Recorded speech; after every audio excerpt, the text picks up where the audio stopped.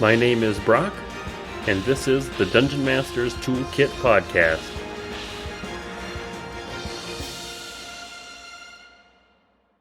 Hello and welcome to another episode of the Dungeon Master's Toolkit Podcast. On today's episode, I talk to Dave from the Arcane Dice podcast. On the episode, we talk about running modules, purple worms, and we go into a little bit of detail on the podcast that he is running, and a bunch of other fun Dungeon Master topics. Before we jump into the episode, just a friendly reminder that we are running a design competition this January. So that competition is still going. You have until the end of January to put in a submission.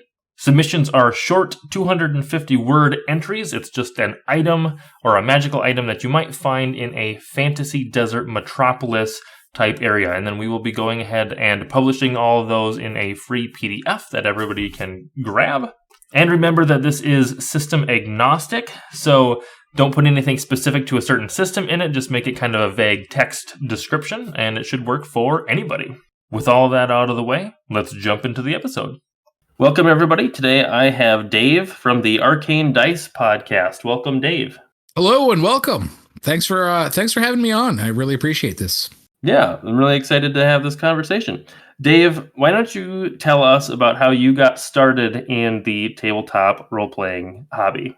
Ooh, how I got started in the tabletop role-playing hobby? Well, I guess way back in the day, and we're talking the 80s. So quite a long time ago. I was the younger brother. So my older brother would start playing these games and things like that. And being the younger brother, basically forced him to have to play with me as well. So that's where I got my introduction. And then from there, I mean, we went off. My friend group, we got into Dungeons and Dragons, and we played and played. So, started off Dungeons and Dragons, moved to Advanced Dungeons and Dragons, and from there, every weekend we were playing Dungeons and Dragons, the five of us, and that went on for, I would say, most of the 80s. After that, kind of moved away, and then there was a long dry spell of no Dungeons and Dragons, and I got back into it about, I don't know, I'd say about 6 years ago, I got back in. Picked up 5e and went right from there. And how did you get started as a dungeon master?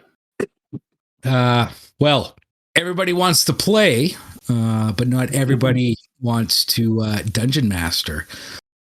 So when I got back into it, 5 or 6 years ago, I played a weekly Monday group. So I'd show up, we'd go down to the old game store, we'd play there. It was great. Unfortunately, a lot of the people in that group were students and things like that. So one went off to do their thing in Europe. The end of the party ended up kind of just breaking up as everybody kind of graduated university and moved off to whatever they were doing. And I wasn't done.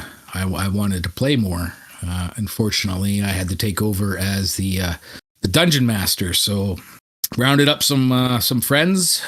We went back to the game store, and there I was. Instead of playing, I was now running the games, and it's kind of been that way ever since. Until we started the podcast, where I got to play a bit. Until our current DM has decided he needs to take some time off because he's going to join the circus. So back to dungeon mastering. So it wasn't.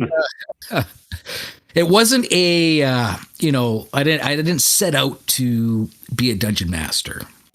But again, you got to realize if you want to play, somebody's got to fill that spot. So, even after we started the podcast, I still ran a group, online, Roll20 or through Discord, where we'd play once a week, just to get that fix. You know how it is.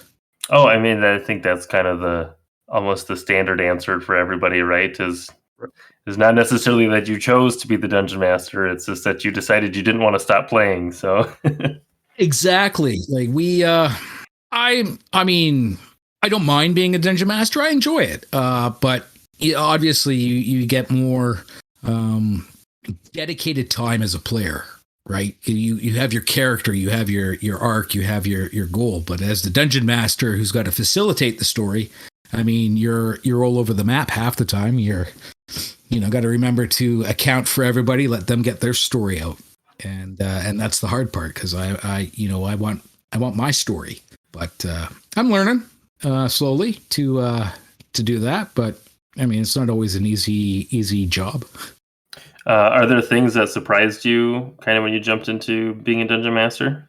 You know what? Yes, actually, it surprised me because I'll talk a big game. I'll let my players know that their life is always on the line, and that at a moment's notice you could be pulling out your backup character.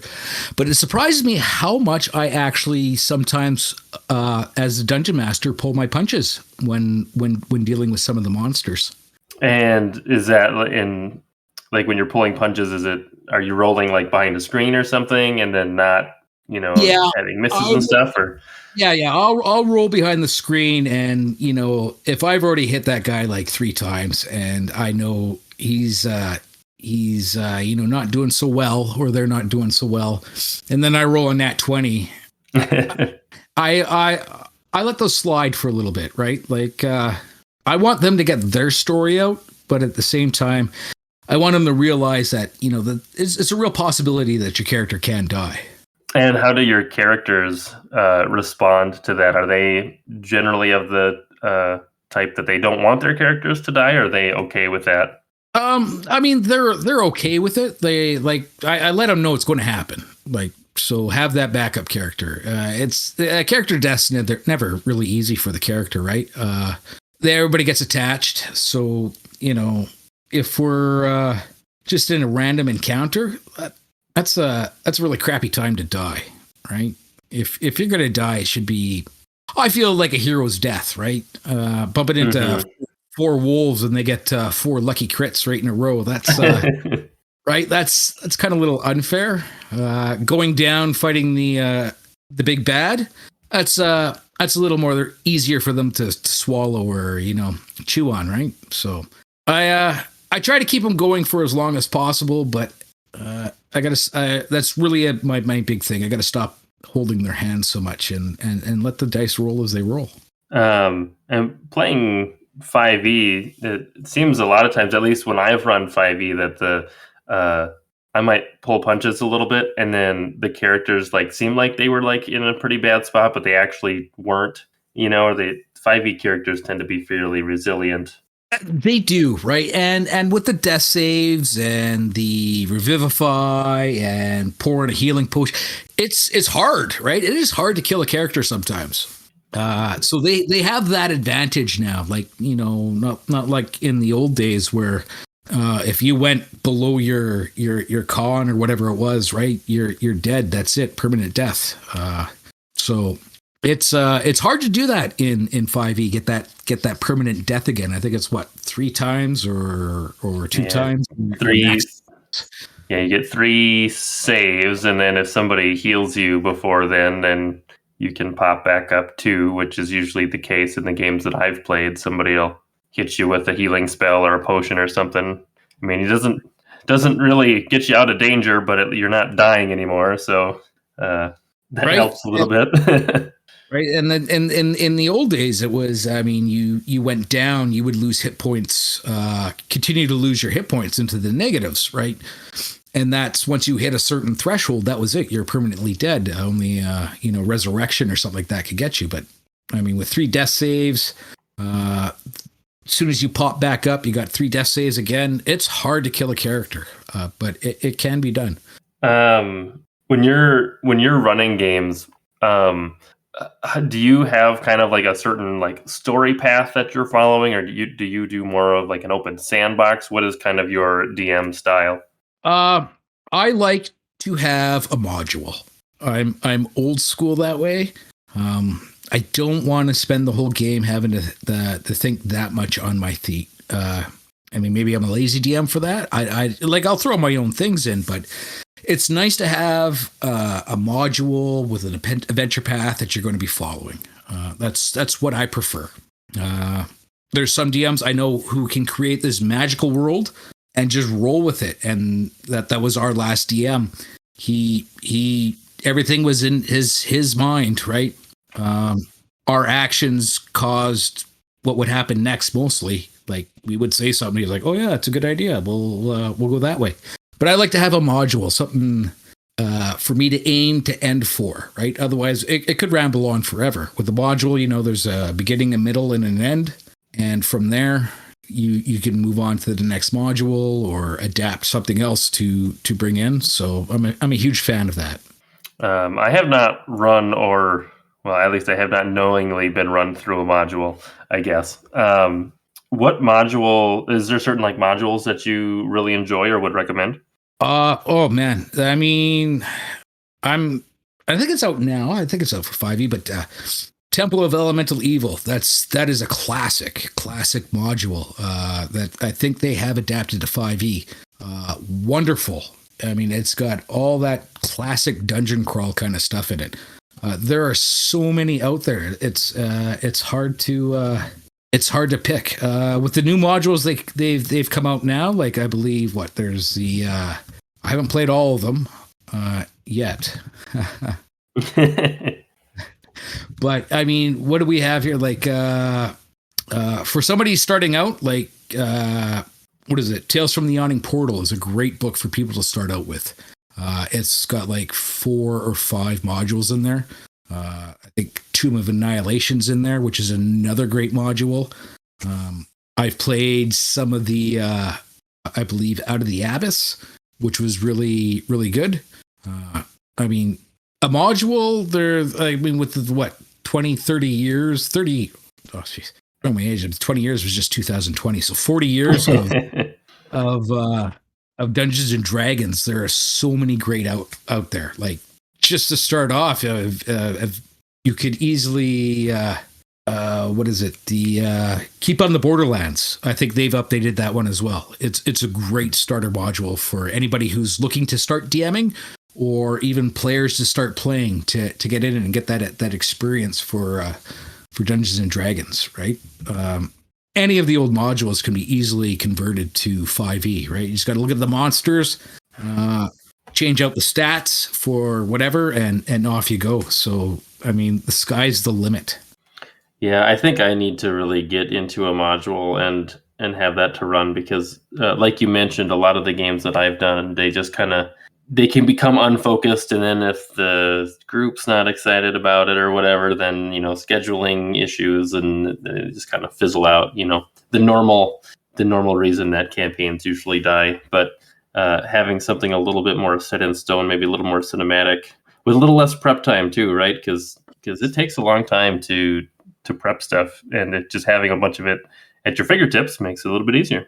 It does. And I mean, even now, we're running Waterdeep's Dungeon of the Mad Mage. That's 23 levels. So, I mean, each level itself could be a module, upon itself. And even running that module, we do it on Roll20. So, I mean, there's still a lot of prep time for that map.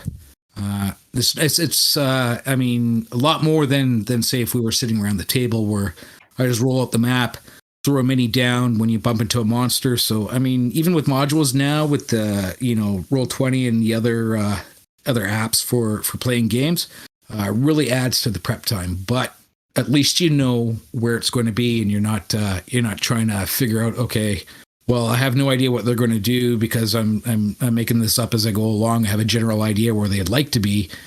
How do you prep for that? I have no idea how to prep for that, to throw in a random encounter or maybe whatever, right? So if it's too huge of a sandbox, you can't prep. With a module, I mean, it's straightforward. In this room, there are going to be 4 orcs. In that room, it's the bugbear, right? And that's great. I love that part. Do you have any advice for new dungeon masters? Well, if you could be a player, that's a lot better. No, but honestly, for a new dungeon master, just go with the flow, right?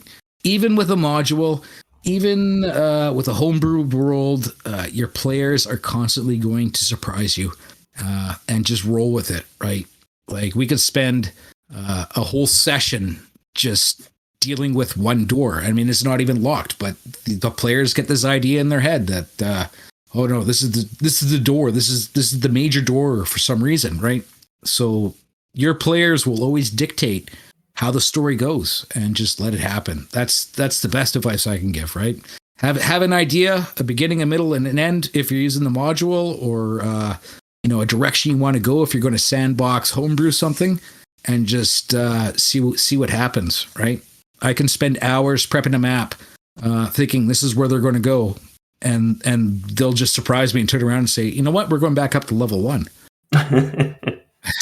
So, have you had a situation like you mentioned? There's like a random door, and they just like put a ton of emphasis on it, and has that dictated, or have you like changed things because of that? I have more often than I like to admit. Where they'll hyper focus on something that's just a random object in the room, and you have to be like, okay, well, you've looked at this and you've checked it out, and it's nothing's happened, right? And a lot of it comes down to your dungeon master style. Like if you're if you have a tendency to be a little shady with them, they'll have a tendency to be more cautious and whatever back, right? So it's a fine line you have to walk between giving them information and not revealing things, right? So they're always going to do it. Doesn't matter what party or what module or what game. There's always going to be a point in the adventure where they're going to hyper focus on something that has absolutely nothing to do with the story, and you just got to let it go, let it get them out of their system, and then just kind of, all right, where are we going now? Let's just nudge them along into the next direction.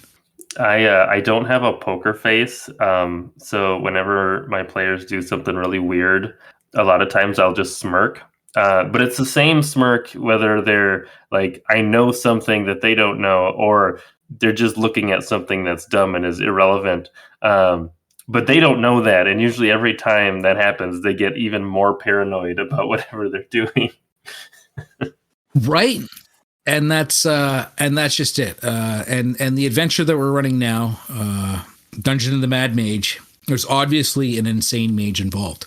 So they're paranoid right off the bat, because this Hallister Blackcloak will pop in and out of this adventure as he sees fit, or as I see fit to torment them, right? So everything is suspect to them, right? Doesn't matter when they walk past something and they hear a voice in their head. It's probably not a mimic. They're already on their toes, right? So I'm just enjoying getting the chance to torment them a little bit and see what happens. That sounds like a lot of fun. Are there certain tools or websites or books or anything that, besides modules, that you tend to use for your DMing? Usually I'll have about 30 PDFs open. And of those 30, it'll only actually be about 5 or 6 PDFs, but I'll have copies of copies open, so I don't have to try to scroll through pages.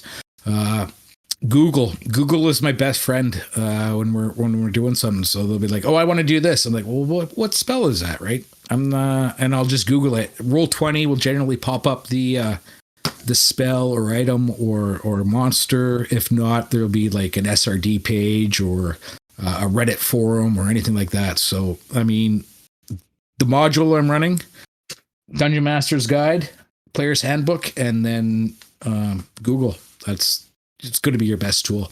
Honestly, I think you're the first person that has stated Google as the tool and not something else. So, but yeah, I mean, even just for looking up random stuff when I'm not playing a game, it's so easy to find that specific spell or that specific rule or whatever, just with the simple Google search.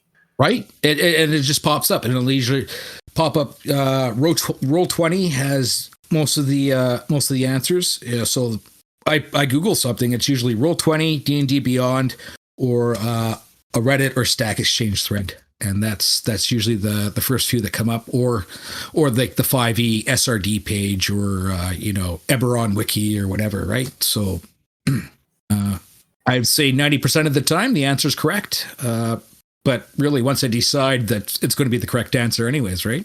Oh yeah, you're the dungeon master. Kind of along those lines, do you use any house rules when you're running the game? Trying to think. Not too many. Basically, my big house rule is if you could convince me why you can do something, I'll let you do it. Be it an action or a rule of cool kind of thing, a spell, or I want to do this maybe, but I don't have the right movement. But because of all these reasons, I should be able to do it, and I'll let somebody do that. That's basically my house rule. Other than that, we tend to follow the rules per 5e. There's nothing. Oh wait, no, I do have one house rule. I'm thinking about it now. All my characters or all the players I feel should be heroes, right? So anything lower than a 10 when we roll our stats. So anything lower than a 10 is a reroll for me, right? You can't. I don't let my characters go below 10 for stats. Yeah, that makes sense. Yeah, and really when you're looking at like the character abilities and stuff, I mean, they get into the level of being like superheroes, after, not even that many levels, right? So having just a slight bump to your stats makes sense. Right. That's my thing. Like, you are supposed to be heroes. You're above the average person. So, the average person has a 10. It should be higher than that. When you're building characters, or when you're having your players build characters, do you have them come to the table with backstories figured out, or do you kind of figure those out together? What is your how do you guys set that up? I let them do all their backstories and things like that. Hopefully it comes out. Excuse me. Hopefully it comes out through the story, right? That's how I want to hear a lot of the backstory. If they want to come to me after or in between or during and say like, okay, this is my backstory. Can we incorporate this part or let this happen? Then I'll do my best to let that happen, right? But I like to find the backstory out as the story comes out. Sure. So they can kind of have like an idea ahead of time or when they're making their characters, but what you really want to do is to see it kind of emerge through the gameplay. That's what I love. Yeah, I hope to see that. We have one guy, and he will write backstory. Like, he'll give you a 4-volume book going 5 generations, which is great. But he never lets it out during the gameplay, which is frustrating, right? So that's right, because that's kind of when it matters, right? Right? Like, you're this edgy, broody, kind of hidden guy who's always, hiding his identity. But why, right? Everybody wants to know why. Why are you hiding? Who are you hiding from? Or what's the risk if you get caught, right? But it never comes out. I got to stop making those characters. I seem to fall into that trap. Everybody makes the edgy, broody, hiding character. It's a role-playing. It doesn't matter. You can play Dungeons and Dragons, Pathfinder, Delta Green, Paranoia, any game out there. You're always going to eventually make that brooding, hiding, edgy guy, right? It's unavoidable. It's like moths to a flame. Well, that makes me feel a little better then. Right. Everybody does it. Have you ever used like flashbacks or anything for kind of incorporating backstory? I haven't yet. I want to. And with our podcast, I'm a little scared of what would happen if I told them, okay, give me a 10-minute blurb where we can do a flashback, because they'll be doing that unsupervised. So that once that gets handed in, that becomes part of the story, right? So who knows where that story goes after that? But I really want to do it. A little scared, but I think it would be great for it to come out. And actually, you mentioned the podcast. This might be a good time to kind of switch gears and talk a little bit about your podcast. So if you just want to give us kind of the rundown on what you're doing over at Arcane Dice. All right. Well, we have a podcast, the Arcane Dice podcast. We have 2 shows. We just wrapped up season 1 last month with 133 episodes. A long spanning campaign arc. because our dungeon master, like I said earlier, our dungeon master that we all had there for the podcast, he's joining the circus for a little bit, so he's got to work on his act. So that one was a Forgotten Realms based homebrewed campaign that he ran, and like I said, out of his mind. And every time we did something, that kind of just directed the podcast or the story, how it was going to go. And now we have started Waterdeep's Dungeon of the Mad Mage. So our Dungeon Crawl Legacy of the Mad Mage podcast, which is me DMing and Raph, Morley, Chase, and Matt going through the 23 levels of the Mad Mage's dungeon, deep below Waterdeep. So, is this like an actual play podcast then? It is actual play. So we're doing the Waterdeep module. We log in, everybody does a sound check, and then we go at it. We record. We have our podcast on Podbean, and we just started throwing them up on YouTube as well. So we got 2 episodes up there to actually watch us go through this. It's totally unscripted. Totally, I have no idea what they're going to do each week. And I mean, like I said, the surprise of them focusing on a door for a whole session, that is unfortunately a possibility. It's just like your regular table, our podcast, right? We don't, there's no big production to it. It's just like sitting down on your own weekly game. How long are your sessions then? We average about an hour to an hour and a half per session, depending. I like to leave off on a cliffhanger if I can, but that's hard to do sometimes. Yeah, an hour to an hour and a half. That's a little bit more manageable too, from like a podcast episode perspective as well. It's also a little bit less of a burden on the DM side. Right. Yeah. Because I try to think about it. Like, how long is somebody going to sit and listen? Or are they going to, are they listening on the commute into work? Are they listening while they're driving around? Right. So, I mean, I know there's someone out there that are like 2 hours, 3 hours long. And like, man, as much as I would love to play for that long, I couldn't imagine putting a podcast out that long either. So is there anything that you've learned, just from, maybe that's different from doing the podcast versus just regular DMing? Well, now that I've jumped back into the Dungeon Master seat, right? I've got to start focusing again on being that and being more creative in my storytelling and giving them an opportunity to tell their story. So it's always, every time I jump in, I'm like, okay, I got to remember. Okay, I got to be more descriptive, right? I can't just run through and say, okay, yeah, you killed that guy and on to the next, right? So I have to give them the opportunity to say, like, how did you kill that guy? Or, what is your character doing now? So I got to remember to be more descriptive and give them opportunities to be more descriptive. But, each week is a new experience. That's for sure.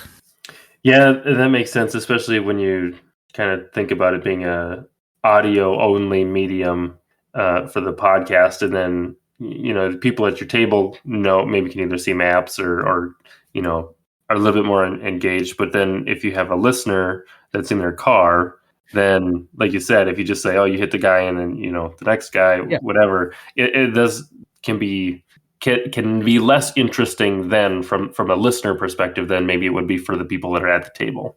Right, exactly. So I gotta remember that we are a radio show. Right. So I don't know, maybe I had to go and listen to some, 1940s radio shows, get a better idea of how things should run. Right. Because, we have to tell our story. It's all audio.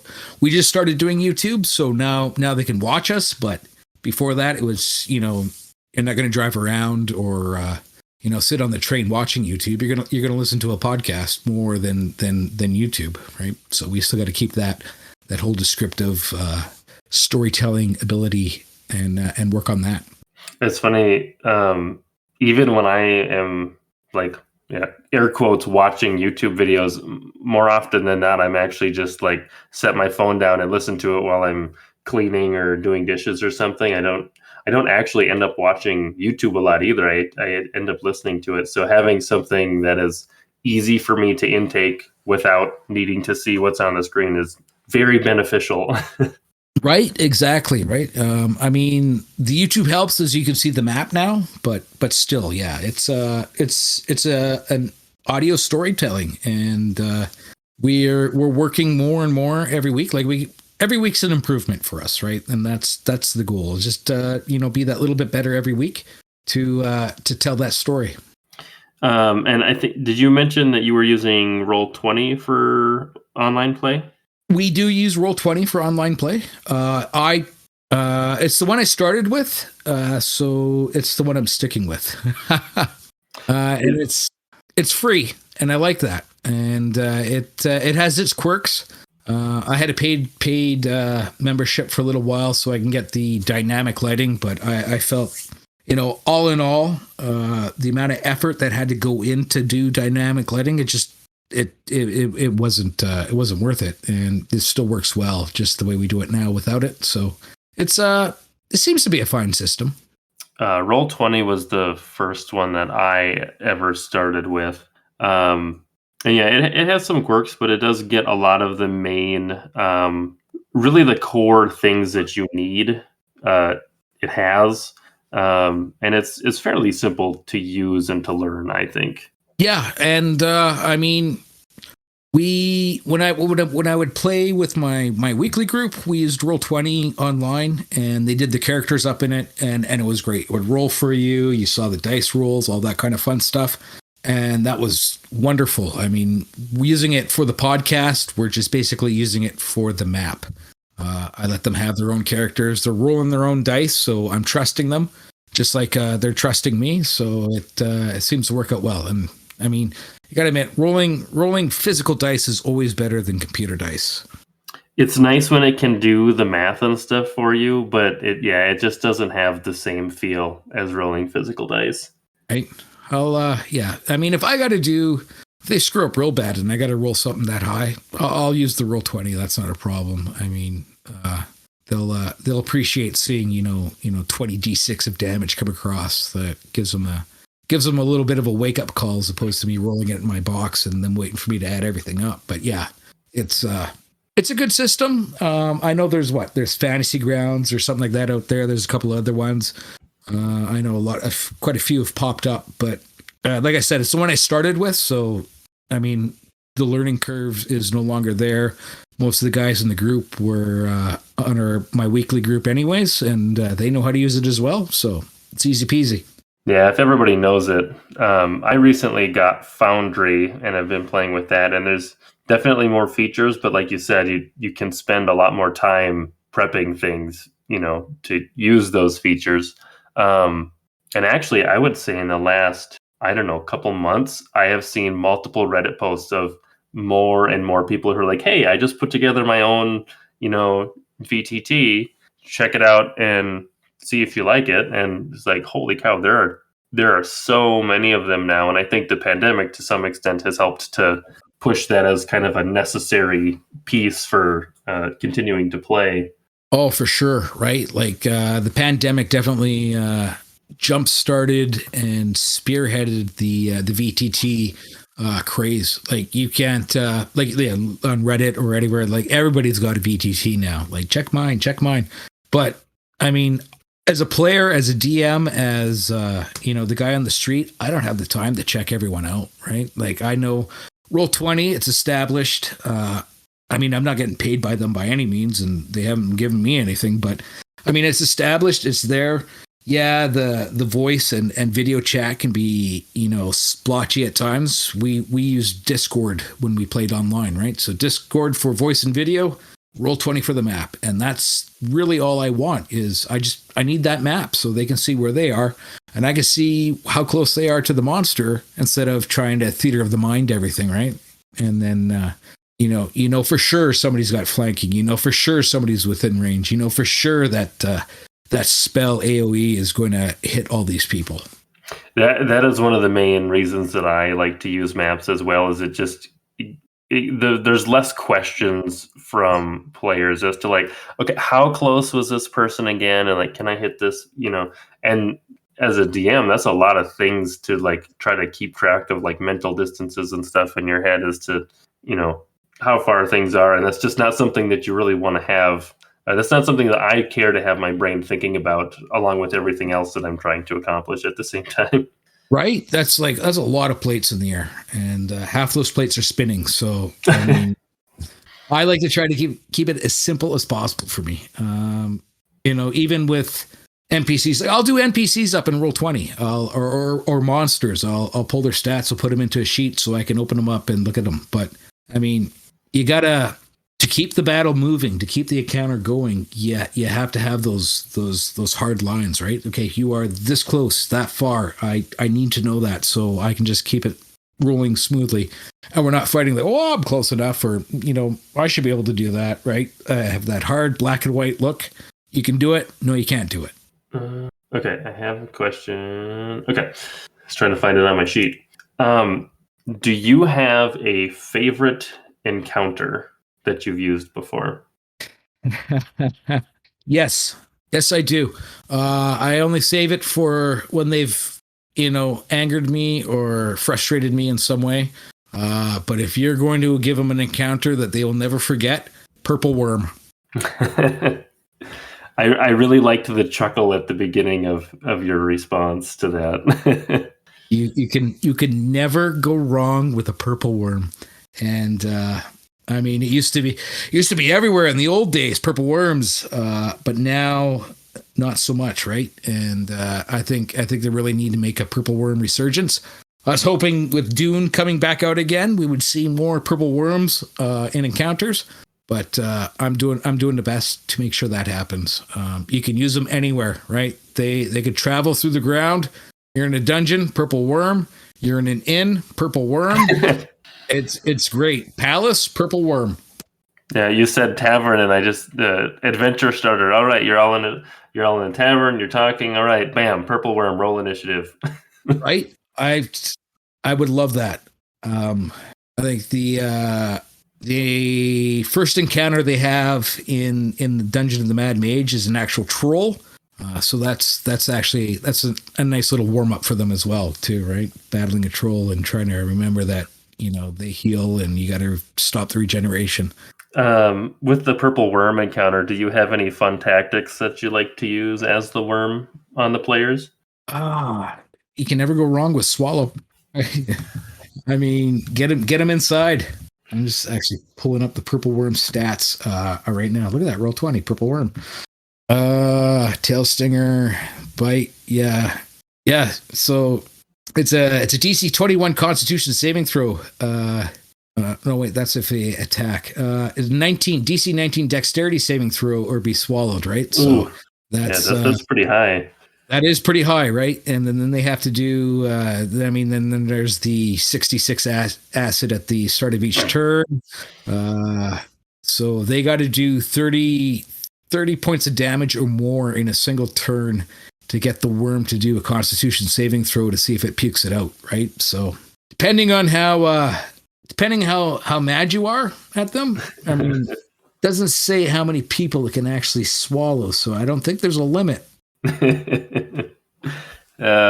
along the lines of a campaign starter, you just level 1 characters, you're in a tavern, purple worm shows up, and whoever escapes gets to you get to level 2 and you get to continue the adventure. I mean, if they kill it, they'd get up to I think almost level 4 right there, right? So that's a bonus. I mean, it's only 247 hit points ish, right? That's easy to do. It's probably not too bad. You may have to be creative if you're very low level to survive that, but Right. that would definitely be an interesting start to a campaign. And then especially if maybe they only injure it and they don't kill it, then you have a rampaging purple worm. See, now you've got a problem to solve in a destroyed tavern. So right, I converted an old module, Desert of Desolation. Desolation. I believe it's a Margaret Wees adventure module that was written. And in it, I gave them, there's a purple worm attack. And I threw that at them. It was like a random encounter. And they did not fare well. I actually had to save them with a squad of soldiers on flying Pegasuses. I am not sure what the plural of that is. Yeah. So, but they got the point. Point was taken, right? So that's one of those things. There's nothing wrong with throwing a purple worm at them and then, Deus Ex boxing them out of it. So along the lines of favorite encounter, do you also have a favorite NPC? For me, no, I don't. Generally, I go by what's in the book. I don't throw the extra NPCs in per se as needed. I know our DM for our last campaign, our season 1, he has a gnome wizard, illusionist, a gnome illusionist who's a shady magical arms dealer. I know he throws him in all the time, right? But for me, I don't have the go-to NPC because I do run the modules, right? They provide all the NPCs, everything you need for that book. Yeah, that makes sense. And I think we maybe touched on a little bit. How do you have your players level up? It sounds like you probably do XP leveling. Right now, I go either way. Like XP is good because it gives them that encouragement to, role play ways to get more XP, right? You role play something well, you get XP. I'm currently running Milestone on the adventure they're running right now. So if they basically complete that level, they get a level. Okay, well, that makes sense in terms of the module then. And how many levels did you say were in the dungeon? It's 23 levels. I mean, so obviously they're not going to come out level 23, right? There's a few levels in there where you don't actually get a level. But for the first few levels, as you go through, you're going to level up as you complete a level. And then after that, it gets a little bit harder, right? That makes sense. But you could get them to nearly 20th level then by the end of it. I think they get up to level 15 or 16 in this module. So we started at level 5. So they started with a level 5 character, and I think they'll get up to level 15 or 16 towards the end of this module. Which is still pretty high for D&D characters. You don't hear about a lot of games going much beyond that. Right. And that is that's unfortunate right now. Like back in the day, there used to be, high level adventures, and a lot of the people. Yeah, so level 23 is recommended for 17th level, so they could technically make it to level 20 in this game. And back in the old days, I mean, there were levels for level 25 characters modules, right? Like Paladin in Hell or something like that. They're high level adventures, and that's what I miss is getting your chance to play that high level character, right? You've worked for it. You've got all these bonuses. 18th level, you get that great feat, and then you never get to play it. It's one of I like to do like character builds and really think about characters that I'm making. And so that's one of the downfalls I feel like is a lot of builds are like, okay, here's the 20th level build, except max you'll ever get to probably play it is level 7. So like, it's kind of like painful to look at the abilities and are like, oh, these are so cool. I'm never going to get to use that. Right. And that's my goal if they survive. There's no cleric in the party, so we'll see how that goes. Is for them to get to like level 18 or level 20, right? They're going to fight Hallister Blackcloak. They're going to need every level they need. Well, that sounds like an exciting game to be in, to actually kind of know that they're going to get to be that high and get to actually use some of those features. Right? It's, they let you have those feats, those features, those skills, those abilities. We might as well give them a chance to use it. Who gets to use the level 18, class feature? Nobody. And I want them to. I want them to feel and taste that power. So they're like, yeah, let's do this again. Let's find another high level adventure. I think we can do one more question. And I'm trying to ask this to everybody. if you could have one, or if you could have any RPG book created, what would you have put in it? Oh man. Oh wow. It's a tricky one. You know what? That is a tricky one. Wow. That's I mean, because there's so many out there right now that have all this stuff in it, and like, what do I want? What do I need? That's specific. I don't know if I could answer that question right now, honestly. Well, and that's all right. I guess maybe if just to kind of lean into what you were saying, maybe it's more high level adventures Right? that are spelled out. Maybe, because oh no, I'll tell you what. Wizards of the Coast, if you're listening, it used to be in Advanced Dungeons and Dragons. You could bring your character to a god. There were adventure modules to become immortal. They can bring that back for I guess 6e, maybe. I don't know. I would love to see that again. Those high level. I have just become a god, and now I run this universe. Adventure modules, because those were so fun to play. That's awesome. So yeah, it would be really cool if Wizards was listening to my podcast as well. If any of you guys want to come on and be interviewed, that'd be great. Let me know. Go ahead and tell us where we can find you and your podcast. Okay, so we are at Arcane Dice on Twitter. We are at Arcane Dice on Instagram. We have a Facebook page, Arcane Dice Podcast. We have a YouTube, Arcane Dice Podcast. Our podcast is available on Spotify, Apple Podcasts, Google, Amazon, pretty well anywhere you find podcasts, and at arcanedicepodcast.podbean.com. Dave, I had a really fun time talking to you today. I enjoyed this as well. I mean, this is my very first interview. I didn't know how I would do, and I am pleasantly surprised with myself, and this was so enjoyable. Thanks for listening to this week's episode of the Dungeon Master's Toolkit podcast. You can find links to all of the products and resources that we talked about on the show in the show notes. And if you'd like to join the community or find out how to be on the show, check out our subreddit or join us in our Discord server.